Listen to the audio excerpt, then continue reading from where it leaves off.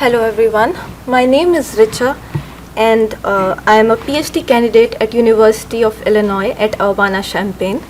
Today I will be talking about impact of binder modification on PCM concrete properties. So before I start with experimental study, we need to know what are PCMs and why we need to use them in concrete.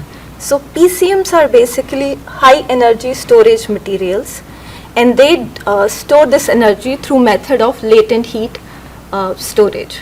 So whenever there is a phase transition that is happening, like melting solid to liquid transition, they store latent heat energy, and when there is phase reversal, like liquid to solid phase transition, they release the same energy back into atmosphere. So because of these thermal properties, they can be used in thermoregulation of concrete structures. For example, if there is day, temperatures are rising up, we can expect PCMs to absorb energy around their melting point. And if there is night, temperatures are cooling down, we can expect them to release back same energy into the atmosphere. And these thermoregulation properties can be used in reducing urban overheating temperature, in reducing peak temperatures in concrete structures, and in reducing freeze-thaw cycles.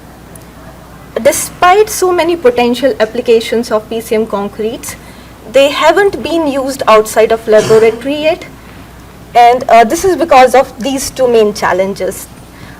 First one is that they lower mechanical strength of overall composite significantly, and second challenge is their lower thermal conductivity, which can lead to unwanted thermal gradients in concrete structures. So, keeping these challenges in mind, we have following objectives.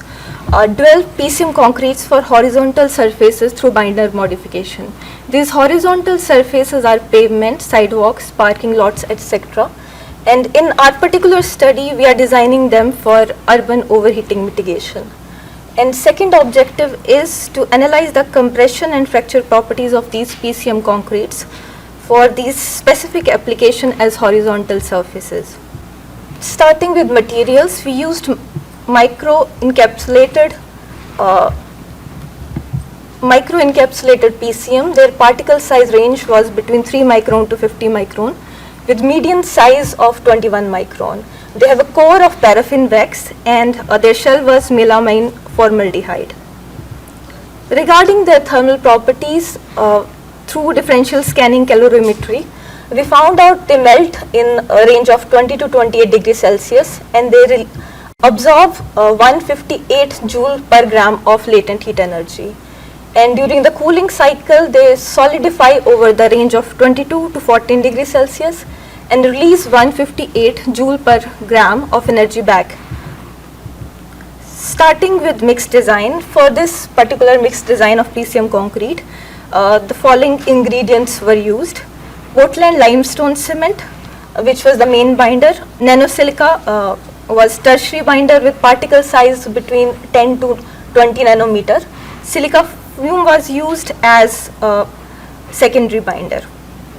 And this mixed design was based on idea of densifying the matrix through progressive filling of additives while keeping the paste content constant. So our first mix was cement, water plus aggregates, just control concrete. The next mix was P10, which contained 10% of PCM microcapsules by volume. The next mix was P10S, containing 5% of silica fume by weight of binder plus 10% PCM microcapsule. Next mix was P10NS, which have additional nanosilica as 1% weight of binder alongside silica fume and PCM microcapsules. Last mix is similar as P10S mix, but it has additional steel fibers at 1% volumetric composition. So moving on, for this mix design, we kept our paste content 550 kg per meter cube constant for all the mixes. The PCMs were incorporated at 10% volumetric ratio. Water cement ratio was kept constant at 0.45. And these mixers were tested after 28 days of moist curing. Starting with isothermal calorimetry, so we use this test to examine hydration kinetics of samples. This black line, it denotes P0 control sample, and P10 is this blue line with 10% PCM microcapsules.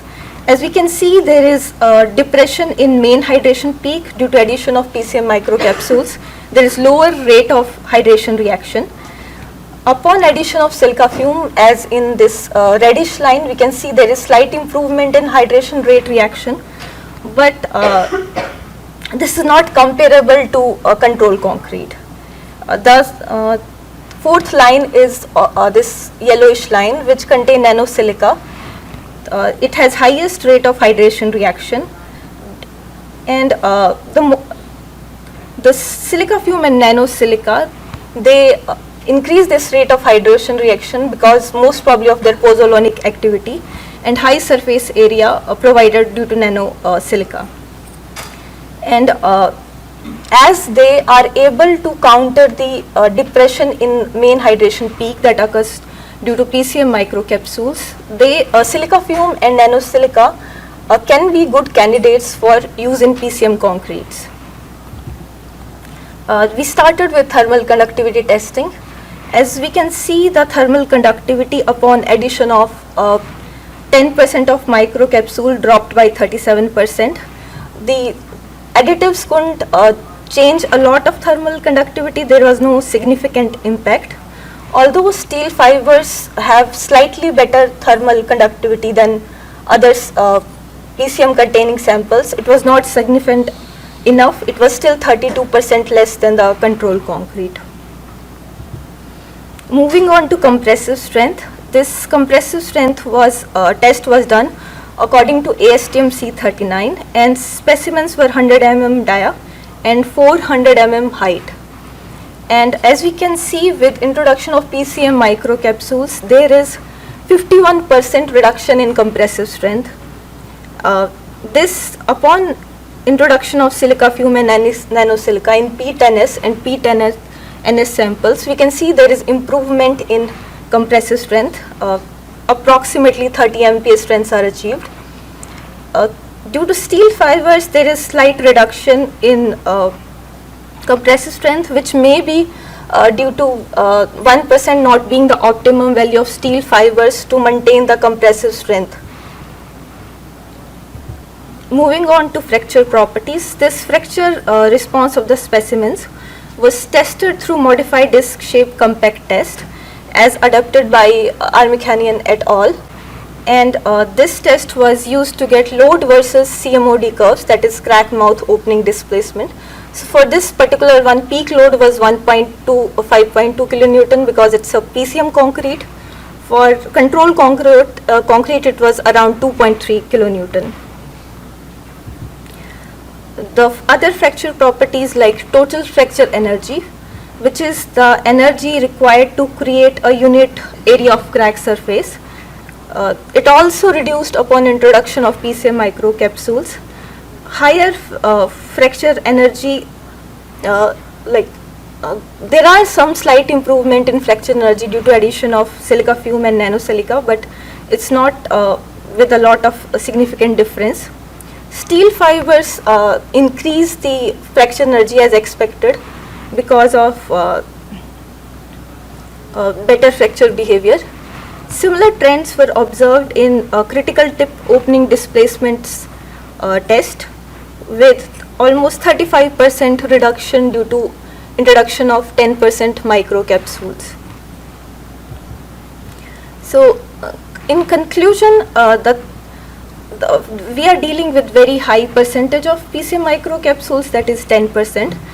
And so for this value of 10% PCM microcapsules, thermal conductivity was reduced by 37%, but additives could not provide any significant impact on thermal conductivity. And addition of 10% PCM microcapsules led to 51% decrease in compressive strength and 30% decrease in fracture energy.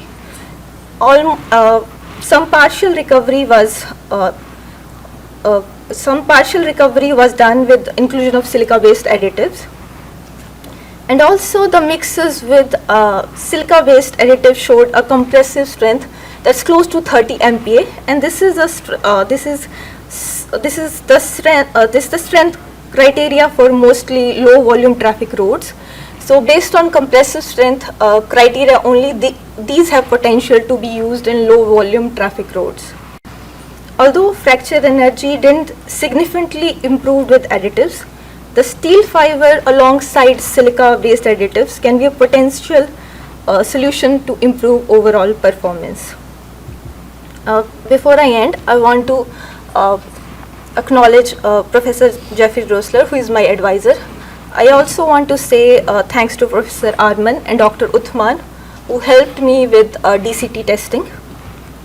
And that's all. Thank you.